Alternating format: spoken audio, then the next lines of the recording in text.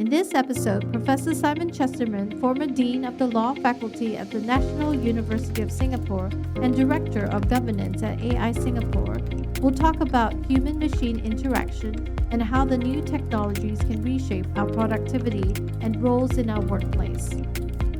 Hi everybody, welcome to another Maxwell podcast. Today we're very privileged to have Professor Simon Chesterman here with us. So Simon is the former Dean of the Law Faculty of the National University of Singapore. He still remains an academic in the university, but he's also the Senior Director of Governance at AI Singapore, and which is a topic that we're going to be delving into today a bit more, AI and tech in general. So Simon, tell us a bit more about AI Singapore. What is this? Yeah, firstly, thanks for inviting me on. AI Singapore was set up in 2017 really to encourage and develop the AI ecosystem in Singapore, where we want Singapore to be both a focus for the development and implementation of artificial intelligence. It's clearly going to be a transformative technology. And the governance pillar was set up in 2021 to ensure that while we do all of these things and get the economic development that comes out of AI, we do so in a way that's responsible, that is trustworthy and trusted. So the two questions we're really looking at are, one, a kind of obvious one: should we trust AI? How do we ensure that it's fair, accountable, transparent, safe, and so on? But then secondly, trying to understand the human-machine interaction, because one of the real challenges in the governance space is not just the machines, because the machines usually do what you tell them to. It's understanding how humans will use and sometimes abuse this technology, where if we want to ensure that it's used responsibly, you need to keep an eye not just on what the machines are doing, but what the people are trying to do with the machines. Well, that's interesting because I presume when you say the people who are using the machines, it applies to people on both sides of the machine, right? The people who interface as users, but also the people who develop the AI and who determine what the AI is trained on and what are the parameters within which it operates. Oh, absolutely. And indeed, one of the biggest transformations over the past decade has been that a lot of the fundamental research has moved from universities like mine to industry. And that's partly because training these large language models, foundation models, are so expensive. The compute power that's required means that it's only really private industry that can do it. And one thing that's led to is the speed with which things go from an idea in someone's head to a product to a deployed, widespread used application. And so many people have observed that ChatGPT, for example, was one of the first products to have 100 million users. And that's exciting in one sense, and people had a lot of fun with it. And it's useful because it helps show the developers what kind of use cases are going to be relevant and important. But it also means that not only are these people beta testers for a new product, in some ways they're laboratory rats for an experiment that's going on around the world right now. So it's really interesting because there's always this concern that AI is one of those things which is really hard for people to understand, mostly because you can't see what's under the hood. I mean, for other things, like let's say you are talking about other tech products, to some degree you can look at the designs and the patterns and everything and try to figure out what's safe and what isn't. You can see whether there are chemicals going into it or design flaws and stuff like that. But an AI, by definition, is operating in a way that doesn't have any human intervention. And in fact, the accusations that the people who set up these AIs and train them lose some sort of control after a while because you don't really know what the machine is teaching itself. That's what machine learning is all about to some degree. So does it pose a lot of really big new problems that we've never seen before in the governance space? So it does and it doesn't. It does in the sense that, as you highlight, these machines are operating in a manner that is faster, more autonomous, more opaque than we're used to. And that does pose some challenges. The speed with which they can operate means that if you have things like high-frequency trading algorithms, they can engage in share transactions. And if they're doing tens of thousands of trades a second and something gets out of control, you can have a crash like we saw in May 2010, where the New York Stock Exchange lost $1 trillion of value in 30 minutes. And so now we've got circuit breakers to prevent that. Autonomy is another kind of problem. As you highlight, these machines can take decisions without additional human intervention. Now, that's not entirely new. We've long had automatic things, like a landmine doesn't require human intervention before it blows up. But there is something a little bit different when you've got An autonomous vehicle, for example, choosing which lane to take, which direction to take, which pedestrian to hit in an extreme case. And that does raise some sort of ethical questions. But really the biggest challenge is the opacity. The fact that these complex machine learning systems are based on billions, sometimes trillions of parameters and variables that mean that they're not only hard to understand, they are impossible to understand. It's impossible for some of these models to explain the way in which they make predictions or take decisions in a manner that humans with our poor little brains can understand. So in that sense, these are challenges. But at the same time, I think often there's a misapprehension that this means you've got to throw out the rule book and come up with new rules, when in fact, most laws can govern most AI use cases most of the time. The problem is not that we need new rules to govern these machines. For the most part, what we need are ways of applying existing rules to them. So to take autonomous vehicles, for example, some people would say, well, if there's no driver, who's going to be held responsible? Well, that's pretty simple. I mean, it's already the case if I injure you because I'm driving badly, you can sue me. If I injure you because my car blows up, no point suing me, I'm dead, but you could go after the manufacturer of the car. And so product liability, I think, will be very important in this area, where instead of blaming the user, you can sometimes, in the right circumstances, blame the manufacturer or the producer. These will pose some of the challenges, and that's what we're working out. But as I said, part of this depends on understanding machines, but also understanding what people will be doing with those machines. Well, here's an interesting thing. As you mentioned, there are existing laws to cover scenarios in which AI could create, harm, even though the harm is in a novel way because the AI is the one responsible for it. The laws kind of still cover a lot of these scenarios. But as you touched on, the fact that AI moves at a speed which is so much faster than humans, and traditionally governments have always lagged behind, especially in the tech space. Industry has always been in tension with the government about, hey, can we do this? You're very slow in your legislation and we want to move ahead. With the fact that AI is moving even faster than the tech people themselves, does it now create new problems where we could see so many new scenarios appear so much faster than any government can ever, sort of conceive and deal with?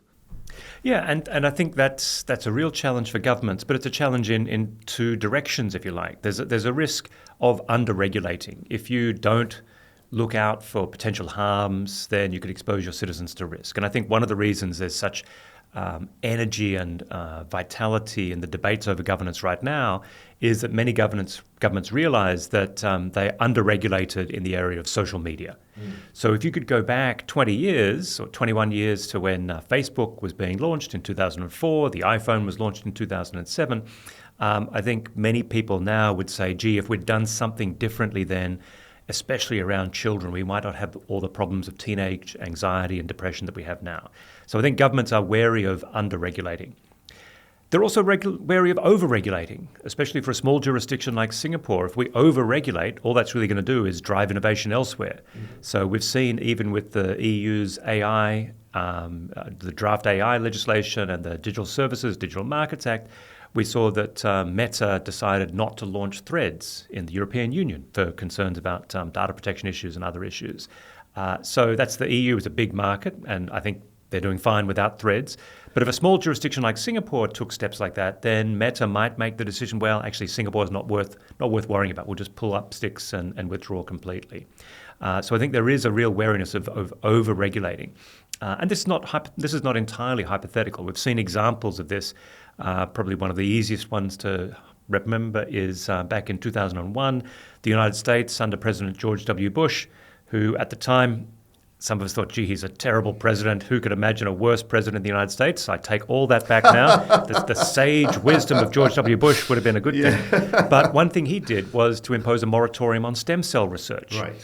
And all that really succeeded in doing was other jurisdictions, including Singapore, said, right, we'll do the stem cell research. And so the United States fell a little bit behind there. So I think around the world, governments are trying to navigate this Goldilocks zone, if you like, between under-regulating and over-regulating, and hopefully in a sophisticated, digital-savvy jurisdiction like Singapore, we can try and get it right. Right.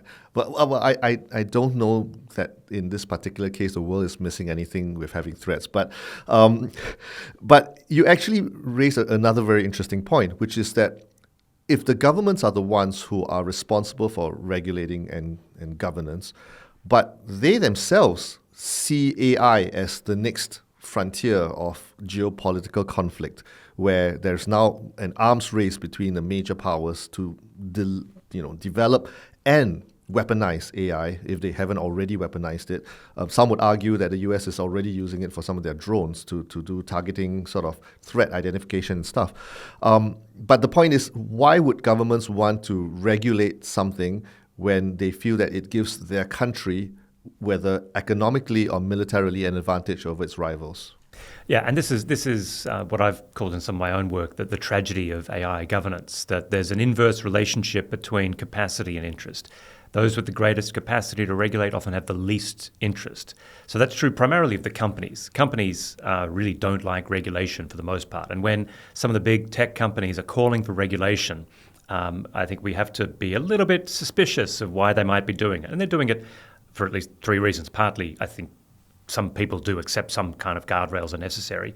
Secondly, they know if guardrails are coming, then they want to be part of that conversation. That's right, yeah. But thirdly, and most suspiciously, for some of these big tech companies, raising costs associated with regulation pulls up the ladder behind them and gives them an advantage against upstart competitors. Yeah. The next group is countries, and you're absolutely right. There have been long debates in the United Nations about regulating autonomous weapons. And the countries most enthusiastic about regulating are the ones without autonomous weapons. Yes. The United States and China, though, on the edges of the APEC summit in San Francisco in November 2023, there were some agreements, the beginnings of an agreement between the US and China, although probably this is limited to ensuring that these weapons have an off switch, which seems like a pretty basic requirement. It's not quite what many of us would ask for, either meaningful human control or greater. Yeah, but the ability to have an abort switch would seem like a pretty basic requirement in case things start going rogue. So I think the third group that needs to act here is the international level. And we're already seeing some discussion at the United Nations, the G7, OSCE, OECD. I think there is a recognition that what we need to do in order to sort of ensure that the interests and the capacities in terms of governance are at least aligned is you're going to need some kind of international coordination. Not complete international oversight of this space, but if you have either complete reliance on companies, that's going to be a bad thing. Right. If you have regulatory arbitrage between different jurisdictions, it'll be a race to the bottom. Mm-hmm. So I think we're going to need some kind of coordination at the international level. Yeah, I mean, I've heard this likened to sort of nuclear weapons and all the treaties that had to be sort of put in place to govern the spread, the proliferation of nuclear weapons. But again, criticism of that is that the threat has never been that nuclear weapons would become self-aware. It's a case of countries misusing and not properly guarding their nuclear arsenals. That was always the worry. But in this case, the mere development of AI is a problem. Even if everyone involved, whether from the governments to the companies, all had really clear ideas about what they didn't want to see happen, there's always a possibility that they could bring it about anyway, simply because you just don't understand what the machine is doing anymore. Well, that's true, but you've got to keep in mind nuclear technology is like 1940s technology. And the genius of the international nuclear regime is that you had this kind of trade-off that in exchange for technology transfer, a willingness to share information about nuclear energy, healthcare, the impact on agriculture, you had, in exchange, a promise not to weaponize. And this 1940s technology, it is kind of amazing that we've only got a handful of countries that have developed nuclear weapons, and no one's used them in anger since 1945. Mm-hmm. Similarly, in chemical and biological weapons, you've got different use cases for dual-use chemicals, and you've got regimes to ensure that they're responsibly used. The problem, although, as you highlight, is quite rightly that we don't know what we don't know. And in the AI space, the cost of developing it are much lower. And it is kind of extraordinary that you have major technology companies like OpenAI candidly saying that they don't know how it does some of the things that it does. And so that is one of the challenges. My hope, though, is that if we can identify some pretty clear red lines, then we'll be able to have international agreement that there are no-go areas. An example of this might be human cloning. I mean, around the world, there are many laboratories that could do human cloning, but when someone sort of takes a step too far in that direction, they are shunned by the community. Right. So the idea of producing, for example, an uncontrollable or uncontainable AI, hopefully we can maintain that as a kind of red line. But that is going to be a huge challenge as the capability to do this kind of technology expands and as the cost of computing goes down. No, exactly. As in, you rightly pointed out that in the early days, which means really just in the last couple of years of AI development, the cost of it still remains pretty high. And which is why NVIDIA has been propelled to the top of the food chain because of the sheer number of GPUs people are buying. Who knew that video gaming chips would become so central to our development? All these kids playing video games in their basement saying, Mom, I'm saving the world. They were kind of right. So that's one of the challenges that once the cost of doing something drops far enough and it becomes accessible to the common man in a sense, if you will, then the threat level rises because, as you rightly pointed out, nuclear technology is decades old. Chemical weapons have been around for as long as the First World War and even before. But the fact is that it's difficult to properly weaponize it. And even a dirty bomb is not easy to make because you got to get your hands on some of the fissile material in the first place. So, but people are trying. Around the world, terrorists and other, whatever non-state actors have always been trying, and even state actors to some degree. So once the cost of AI and the ease of it becomes really, really something which is within reach of everyone, then wouldn't this now be the new version of that kind of terrorist problem where people could, just for the sake of it, or industrial espionage or industrial sabotage become something that is very rampant because AIs can be easily unleashed into the wild? So it depends what unleashed would mean. And so we're already in a situation where computer hackers can cause enormous damage. And there are motivated hackers who will either just release viruses into the wild or will target specific infrastructure. And I think many of the kind of specific harms that you can imagine would fall within that category. I mean, so if someone wants to hack into a nuclear power plant, cause it to overload, I mean, that's already a threat. So what is it the AI, how does AI change that? The main game changer, I suspect, and this is likely to be coming through the course of this year, is AI agents. So at the moment, when you talk about AI, really we're talking about machine learning. For the most part, we're talking about statistics. Yep. To the extent that you link AI with real-world powers, that's when it starts to become particularly harmful. So we've mentioned drones, to the extent that AI can start engaging in financial transactions that could harm individuals, to the extent that it could start creating ever more sophisticated computer viruses or engage in ever more elaborate phishing scams. Those are some specific use cases. Right. But in terms of particular harm, I mean, if your concern is someone's going to use AI to help themselves build a chemical bomb, I mean, that technology is already out there. That information is already out there. The most extreme version that people talk about is we wake up one morning, the AI has decided to take over the world. So I don't lose any sleep at night worrying about that scenario. I'm not so concerned about a Skynet takeover, Terminator style. What I do worry about more is that if we're going to have a Hollywood version of an AI takeover, it's probably less likely to look like the Terminator movies. It's more likely to look like the Writers Guild of America strike of 2023, where workers realize that their jobs are being salami sliced away and that it's having a real impact on their careers. So that's what tends to worry me a little bit more. But that's an interesting point. Because one of the chief criticisms about AI is how people are using it in ways which put other things out of business or make things obsolete. For example, in the academic field, your traditional ways of assessing students now becomes under threat because of AI, and in certain jobs where people used to be able to trade labor for remuneration, again, those jobs are under threat. And in the history of the world, that's always been the case. We don't see telephone exchange operators anymore. We don't see draftsmen in architectural firms anymore, and we may not see taxi drivers and truck drivers and bus drivers in the near future, in fact. So it's always been the history of the world that new technology will put some jobs out of business and create new ones.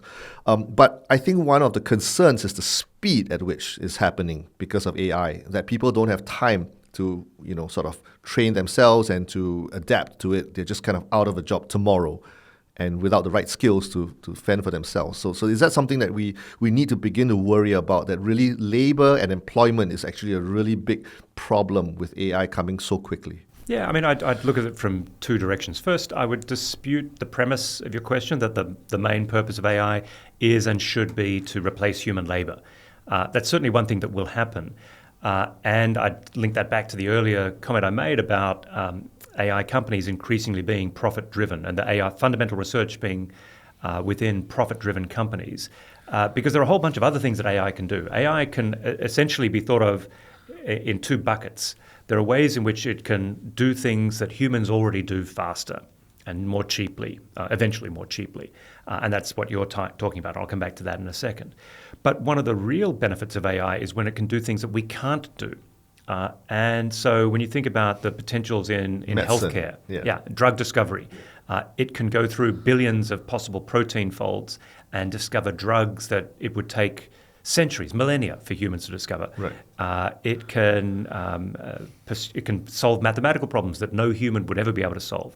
So when you divide up the world in terms of these unmet needs and met needs, my hope is that a lot more AI research will be on the unmet needs, doing things that we can't do.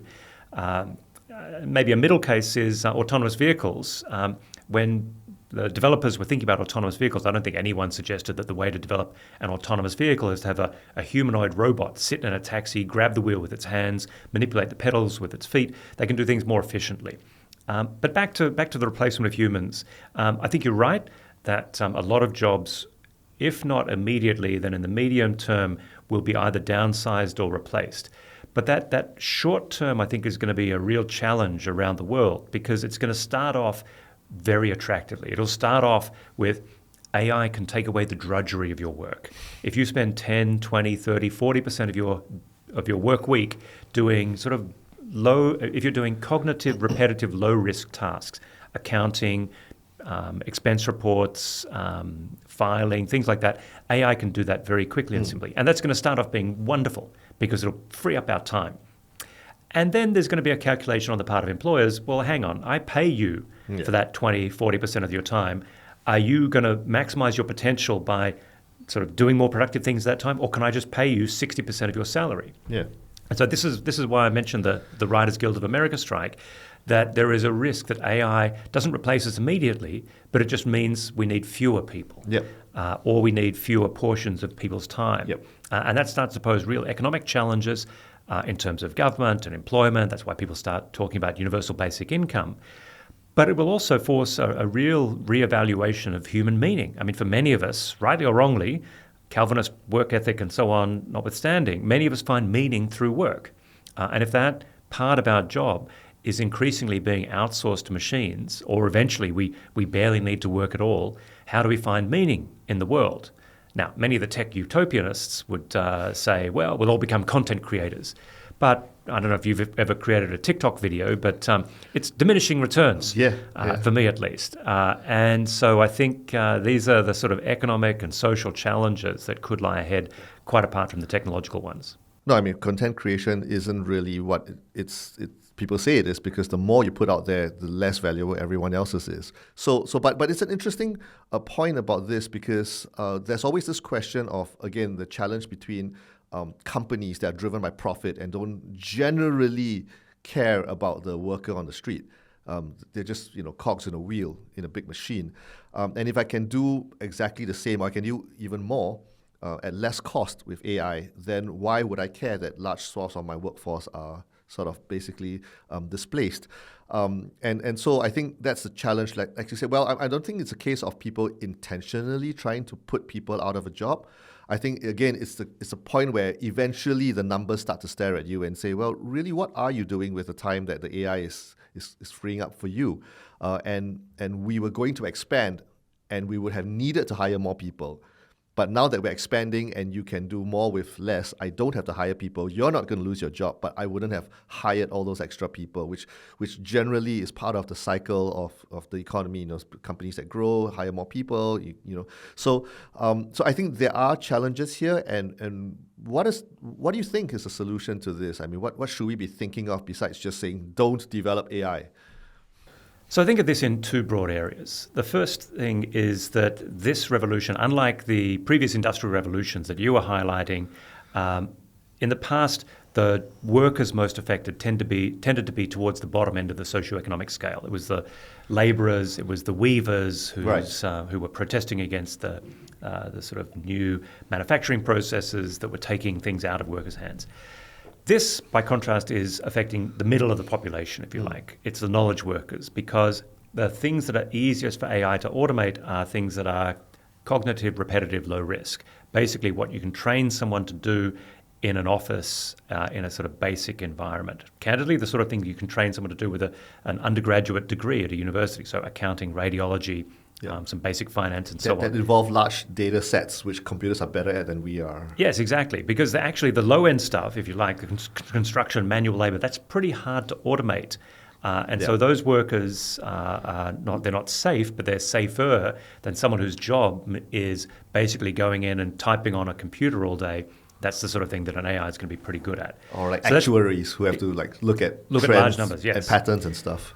So that's one set of challenges. But the second set of challenges, I think, organisationally, if the first one is a problem for government, what we're going to do with unemployed, educated people who are going to be unhappy, that's going to be a social and political, to some extent, economic problem.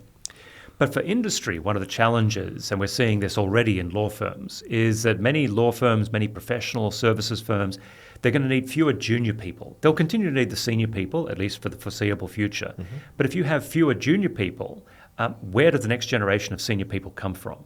And candidly, I've spoken with some partners in law firms who say, well, look, clearly this change is coming, but I've only got 5 years left, so I can probably ride it out. Yeah, and I think that's really short-sighted. Right. And so the more far-sighted people really are investing in both these systems, but also investing in training programs, trying to identify, okay, how do we groom top talent? Because if we're shrinking the base of the pyramid, if you like, in terms of the organization, then you really need to invest in those people to ensure that the longevity of the firm or the organization can be sustained. But having said that, I mean, wouldn't it be a case where you need a certain size base of a pyramid because that's the kind of work that you need people to do? And then going forward, you sort of sift out the good ones who can rise up to the top, and some of them will leave the profession or move to something else. But maybe you don't need the base to be so large in the future because a lot of the uncertainty is removed because the AI that helps the work is already providing a base level of competence and ability. So maybe the traditional idea that if the next generation isn't of a certain size cohort, we are at risk, maybe that won't hold true because you don't need so many people to move up in the ranks in the future. If you can rely on that narrow base, sure. But that's one of the challenges in many organizations these days where, and this goes beyond technology. So 30, 40 years ago, people used to move careers 2 or 3 times. But one of the reasons why firms are wary of making those investments in junior people these days is nowadays people shift firms 7, 8, 9 times. Right. And so, I mean, I've been in a situation, I interviewed someone, this is for a university position, and I saw on your transcript, on your CV, you've moved jobs like 4 times in the last 3 years. How do I know you'll stay with us? Yeah. And they glared at me and said, well, you make my job interesting, pay me enough, and I might stay. Okay, next. So, I mean, this is a different kind of challenge, but maybe it also is also linked with the idea that many people these days are used to having things on demand to their liking. Yeah. And technology has facilitated this in many dimensions. So it's maybe not surprising that many people expect that in their employment space as well. But then again, the balance will swing back and forth as well, because if you are that demanding and I don't actually need you because I can rely on AI, then now you are in a different kind of scenario as in the past where you felt like you were indispensable, you're not. So you might have to ratchet down your expectations as well as a job-seeking person. Yeah, and so I mean, already I know of university students who've been asked by potential employers, what can you do that ChatGPT can't? And it's only partly tongue-in-cheek, but one of the questions I think for industry, but also for university, is going to be, okay, how should we evaluate and how should we compensate people? Should we do it based on their individual capacity or on what they can do partnered with AI? Because there are various studies. So BCG did a study where they paired 700 analysts with AI systems. And one thing that they found was AI overall helped everyone, but it helped the kind of middling people the most. So if you're really catastrophically bad, then there's no hope for you. But if you're kind of an average person, AI will bring you up towards the top. If you're a brilliant person, AI will help you marginally. Yeah. But the end result is that the output is Similar. quite close. Similar, yeah. And so for some firms, they might make a calculation, well, I can do with a middling person partnered with AI rather than a brilliant person who's charging a premium. Sure. So that's an interesting thing because, again, what implications do you have for us, like on the man on the street, besides what governments can do, besides what employers can do? But how about for the people who are now at the forefront of dealing with AIs potentially threatening our livelihoods? Is there anything we can do other than learn how to use AI? Yeah, I think anyone who's listened this far through the podcast probably has the right attitude that they've got to learn more about it. Because at least for the foreseeable future, AI is not going to take your job. A person who knows how to use AI is going to take your job. That's been said many times. So the starting point is really learning about what you can do with AI, but also learning about the limitations of AI. So many people are aware of hallucinations and so on, at least with the large language models. Being aware of sort of the limit cases is going to be important, but also how to maximize the potential. So I think there was a brief period of excitement after ChatGPT was released that there'd be all these sort of careers of prompt engineers. I would be wary of tailoring your expectations to what's been happening over the last couple of months and rather think, okay, more long term, how do we think about the way in which this technology will change our relationship with information, for example? And so moving forward, I think a lot of people are going to be learning how to use AI the way we learned how to use the internet, how to search. Right. And so we didn't really have university courses in this, but we're now all familiar with the idea of Googling for information. And that relationship with information has sort of transformed our access to the world's data, to how we use the internet over the last 20 or so years. I think we're going to have another change now where we're interacting with AI systems where you need to be very careful what you ask for. And so there's the notorious example of the paperclip maximizer. If you tell an AI system just to make paperclips, then it'll destroy the world and kill everyone in order to make paperclips. That's a kind of extreme case. But I do think being a sophisticated user of AI is going to be a differentiator in the market and at least will ensure that people have a better chance of finding gainful employment, but also having more fun, having better engagement with the world by using the tools that are available to them. Right, because it's interesting because you touched on like hallucinations and stuff, which really comes down to the issue of can we trust the output? That really what it boils down to. I don't know where you're getting your information from. I think in the first few iterations where large language models were producing content, we had to take it at face value that this was the truth. It was telling us this, but then they started to add citations and stuff because people asking, where are you getting this from? Which site have you been trawling to give me this answer? I don't know whether I could like bake a cake based on this recipe and eat it. I might die. So there's always a trust issue, but that's really when you require something to be accurate and reliable. But if it's just content for entertainment's sake, let's say you wanted to produce digital artwork for a cover of a book or for your company logo, or you wanted, as you said, the Writers Guild kind of issues where, I just want something that people will enjoy reading or watching, listening to music, stuff like that, where there's no issue of whether this can be trusted or whether it's reliable. It's not about truth, it's about entertainment. Isn't that where we are already at a point where people say, yeah, it's good enough in many ways? A skillful person using AI could literally do what an army of animators or an army of digital artists are doing currently in their jobs. So could that be actually the place where AI is really creating the most problems right now today?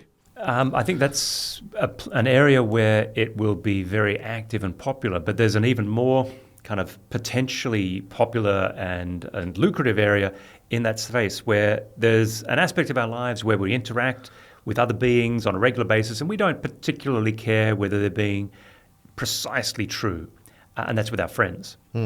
And I think that is one of the potential use cases that I'm actually a little bit worried about. AI friends. AI friends, social robots, and we've already seen the Digital girlfriends. digital partners, exactly. And so I think it's important to stipulate that the large language models that we're interacting with at the moment, there is no path to sentience.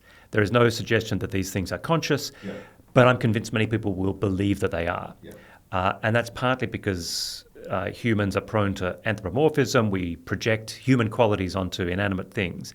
And it's quite uncanny. The first time you interact with some of these chatbots, they're very human-like. And indeed, there's a whole literature on how hard it is to prove that another human is conscious.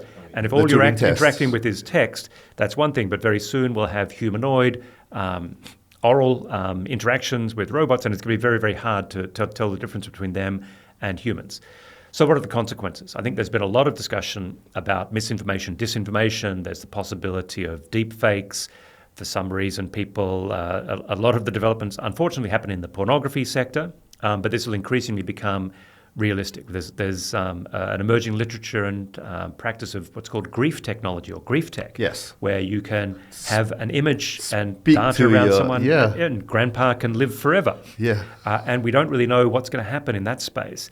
But and as you mentioned, romantic partners. There are companies like Replica that specialize in this, and there's huge ethical minefields there where, on the one hand, it's obviously completely creepy if people are having quasi-intimate relationships with a machine. But at the same time, in the United States and elsewhere, there's the Surgeon General of the United States has talked about an epidemic of loneliness. And the sort of social isolation that many people feel has real health consequences. So how should we navigate that space? In the mental health space, there are literally hundreds of millions of people around the world who would benefit from some kind of counsellor who are never going to get access to a human counsellor. So potentially an AI system, there are companies like Wobot where you can express your concerns. And again, an ethical minefield, but would this be better than nothing or worse than nothing?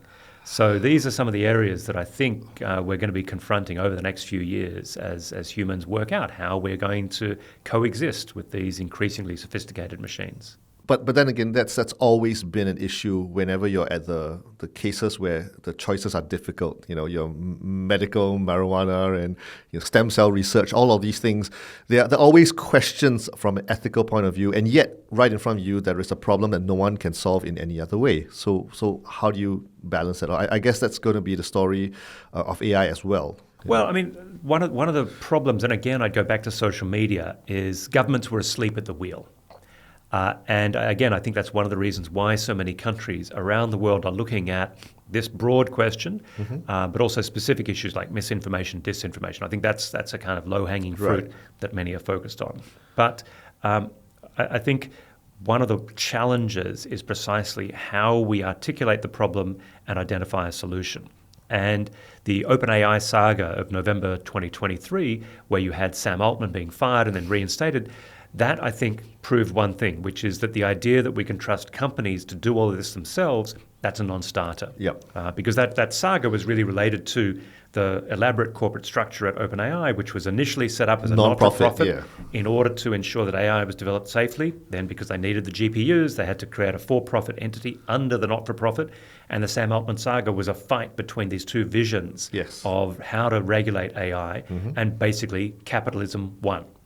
And so the idea that we can rely on these companies to self-regulate on their own, I think, is a non-starter. We need governments to step in. Agreed. But then, before we end off, that leads us to another interesting point where we have seen with the elections in the United States in particular, but now recently the Argentinian elections, which has completed, that AI can increasingly sort of affect the outcome in a way that we didn't really expect in the past, where I heard that Argentinian elections was possibly the first AI election where people on both sides used extensive amount of AI-generated content to push their case and to, in a way, to attack the other side.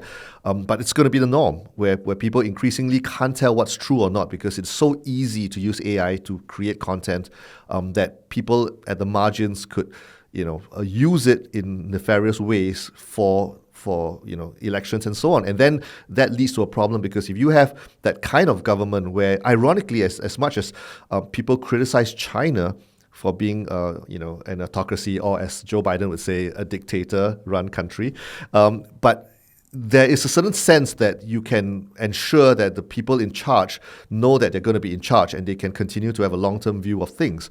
But when you have, a representative democracy where people are fighting for elections and they're not even sure whether they'll be in power next, and the fact that the election itself is so closely contested and can be swayed by little things that people are affected by, you might end up with a scenario in which people begin to sort of not take the kind of strong hand that they need in governance, precisely because the governments are wary of companies that are pouring a lot of money into elections for the candidate that will give least regulation and least controls and stuff like that. And I think this is a very sort of interlinked issue right now, where the government is no longer the one that you can just say, well, if governments are not asleep at the wheel, we're fine. I think that even if they were aware of the problem, it's now intermingled with so many other issues that relate to tech and AI in particular. Yeah, I mean, regulatory capture is a worry in many aspects of technological development. I mean, in this space, though, it's important to contextualize the misinformation, disinformation problem that fake news, Donald Trump, much to his disagreement, I'm sure, Donald Trump did not invent the term fake news. Right. I think there was a late 19th century headline in the New York Times referencing fake news. And the Argentinian election, I think the guy who used the most AI ended up losing. But you're right that there are a couple of possible scenarios that this could lead to. One is that it sways elections. And there's some evidence that Cambridge Analytica in the 2016 election had an impact in favor of Donald Trump. But at the same time, a lot of the misinformation people aren't being fooled by AI-generated content. They're being fooled by people who are motivated to produce fake content.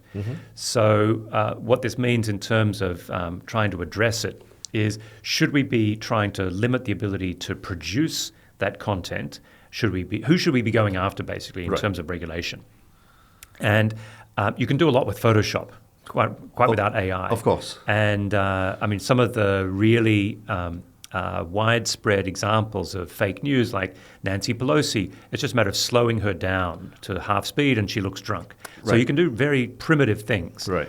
And so as this gets more sophisticated, what should we worry about? Should we worry about people being fooled by AI? Actually, I'm more worried about a different kind of scenario, that basically no one believes anything, and that even truthful things a trust are deficit, dismissed. basically. Yeah, and so if you go back to the Trump election, the Access Hollywood tape, if that was happening today, he would simply say, back then he said, it's just locker room talk, but he essentially admitted that he was captured on tape. These days, he could quite plausibly say, and many people would defend it, saying, it's just made up. Made up, yeah. And so if you can claim that anything you don't like is just made up and it's impossible to verify that, then that's a big problem. So how do we address that? And there are kind of two schools of thought about what we can do, at least in terms of image and video. One is you watermark AI-generated content. So there are responsible companies that have committed to doing this, and I think that's helpful, but probably almost certainly not sufficient, because the tools to do this are going to be ever easier to spread around the world. Yeah. And so we might go back to a very old traditional idea of provenance, that you will have a watermark, not that something's fake, but a watermark that something's true. True, yeah. The problem with that is that even if someone like me sort of sees an image and say, well, do I trust this or not? Oh, it's from the New York Times, therefore I'll trust it. There are tens of millions of Americans who, seeing it's from the New York Times, will automatically think, therefore it must be fake. Yeah. So again, this is not a problem of technology, it's a problem of society. Sure. The mistrust, distrust, zero trust environment, and America is an extreme case of this, obviously. Fair enough. Is not entirely attributable to the machines and the technology at our disposal. There are underlying social divides that this isn't creating, but it's exacerbating. Fair enough. Well, thank you. We're reaching the end of the time that we have. I just want to end with one question. Do you see yourself ever having an AI companion in any shape or form, whether it's humanoid, whether it's the shape of an animal, or whether it's just some amorphous voice? And if so, what role would you want it to fulfill in your life, personally? Okay, I should stress that I'm happily married and have zero interest in that aspect. I'm not, despite some of the things I've said today, I'm not a technophobe. I quite I find some of this technology extremely useful. I think something that could a kind of Like assistant, a Jarvis, for example. yeah, an assistant that could help with bookings, to sort of reconfirm reservations, that could help map itineraries, suggest but not automatically populate my calendar, suggest things that I might be interested in, remind me of important anniversaries and so on. I think that kind of assistant would be useful, but I would struggle to imagine a kind of embodied physical thing that would come along with me, like a puppy or anything like that. Well, you see, there are a couple of hints, as we mentioned in our conversation some other time, where sometimes science fiction comes up with ideas that are interesting and useful and incredibly prescient, right? So, like if you look at Blade Runner 2049, where Ryan Gosling's character sort of causes an AI drone to hover over his car, to watch him while he's digging somewhere, or when Iron Man gets out of his suit and tells Jarvis sentry mode, and then he sort of like scans for threats. Would it be interesting if you had, in a way, your own personal AI bodyguard that could basically alert you to someone who's behaving suspicious around you, tailing you, approaching within a space that you might be concerned about?